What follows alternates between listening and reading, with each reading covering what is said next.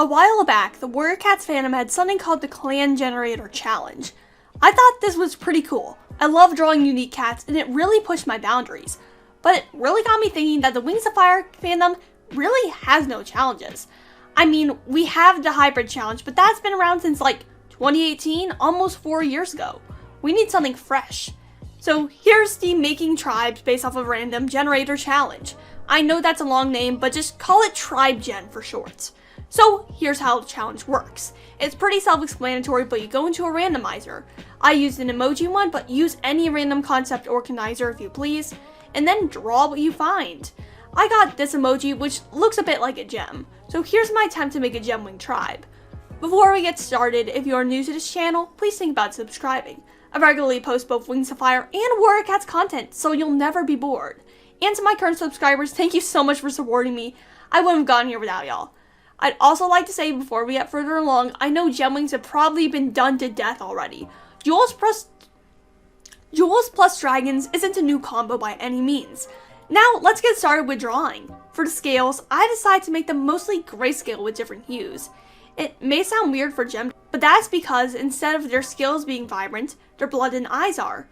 They all tend to be the same color, or at least in the same gradient. GemWings have thicker scales. They have a lot of those scales on their legs to help with digging. They don't have talons but claws, and that means reading books can sometimes be difficult. They can drop their tails when prompted, however they already have naturally short tails because they don't need a longer tail for balance during flight. Though rare, some GemWings are straight up brown. These GemWings tend to be the result of Mudwing and GemWing relationships, which are more common than any other type of hybrid in the tribe.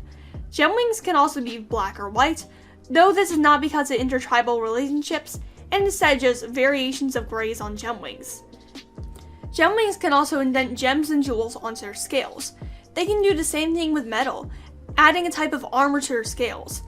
This was inspired by hermit crabs. Their scales, even if they haven't added any metal, are naturally thick. When confronted by a stronger dragon, they tend to roll up into a ball like an armadillo and wait until the other dragon gets bored and leaves. GemWings have smaller eyes compared to other dragon tribes because they live in caves for most of their lives. They only emerge at night if they can help it. They do have large ears though and can use echolocation. Compared to the other dragon tribes, GemWings are rather small but are bulky. The canon tribe they resemble the most has to be the Mudwings due to the armored scales, and I think I made this obvious in the drawing that I'm doing right now. They also do not have wings due to their tribe remaining underground for so long. They simply don't have a use for them. Now on to powers. There isn't a lot.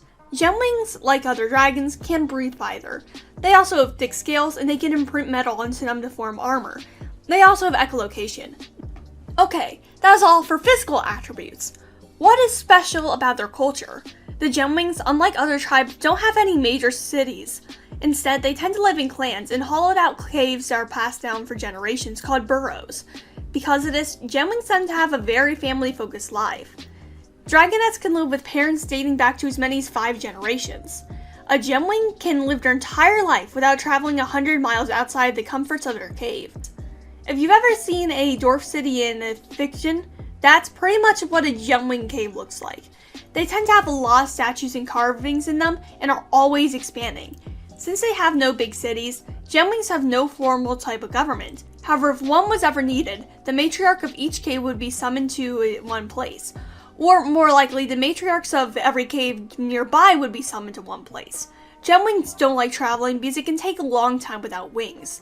GemWing matriarchs are commonly mistaken for being the queen of the entire dragon tribe by dragons from other tribes, due to them being large and heavily bedazzled. Even though they have no formal government, they still have a lot of politics. Clans can carry grudges for many generations, to the point where they can forget why the grudges were formed in the first place. GemWings have more intertribal wars than any other tribe. GemWing philosophy is pretty pragmatic. They believe everything must have a purpose. This can lead to either a minimalist lifestyle or a maximalist one depending on the clan.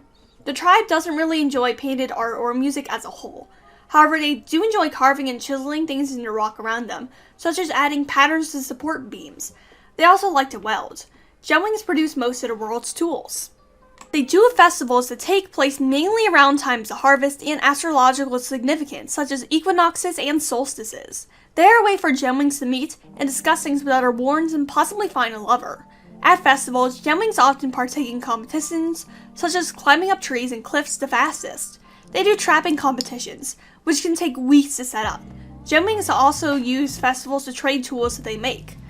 GemWings typically have litters of only one, with a large gap between each child. This ensures that the cave will not become overpopulated. GemWings when born have soft scales, so a close eye is always kept on them.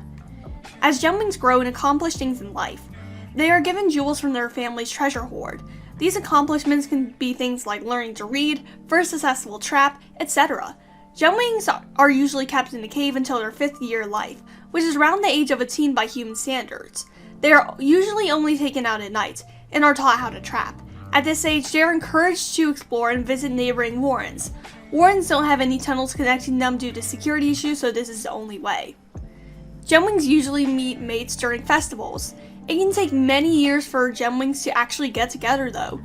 GemWings don't get each other precious gems for gifts, but instead show their dedication through spending time on the other dragon with elaborate carvings or weldings.